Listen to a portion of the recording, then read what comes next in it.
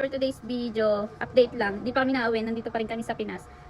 Di ko alam kung kailan kami babalik ng Japan ni Miray. And kasi buntis nga ako. So, mahirap maglihi pag nasa Japan. Tsaka mahirap mag-alaga kay Mira nang may 1-year-old. Tapos may buntis ka pa or mga anak ka. Kaya ngayon, nasa Pinas muna kami. Tapos ngayon, ano ngayon?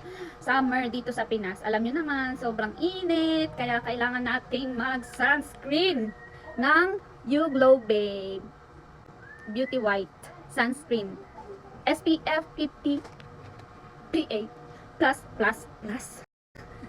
Fresh ang buntis ngayon. Naligo ako ngayon dyan. So, papakita ko sa inyo kung paano ko kailangan talaga natin mag-sunscreen kahit nasa bahay lang tayo. Kasi yung mga gadgets, tsaka yung mga gadgets, yung mga ilaw, ganyan, TV, may radiation kasi yun, na medyo nakaka-affect din sa, ay! So, ayan, gagamit nga ako nitong You Glow Babe Beauty White Sunscreen. Pampaputi din to ng mukha kung consistent kayo. Tsaka nakakaglaw siya ng face. So, gagamit tayo ng 1 finger method. Sunscreen lang tsaka lipstick is okay na. Kahit walang makeup foundation.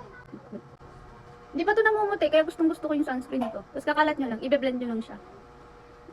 Ito yung gamit ko sa face and sa body, sa skin ko. Sobrang init kasi dito sa Pinas, grabe. Ikalat nyo, pati sa leeg lagyan nyo. Ito dami kasi lagay ko sa kamay ko. May sea buckthorn siya na nakakapagpag-glow and moisturize ng mga dry skin natin. Nakakapagpaputi. May vitamin C and E. Kahit no makeup, sunscreen lang tsaka lip tint, sapat na. Blooming na ang buntis.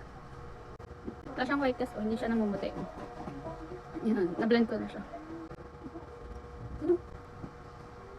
Ganda! Gusto ko itong na to, sunblock na to.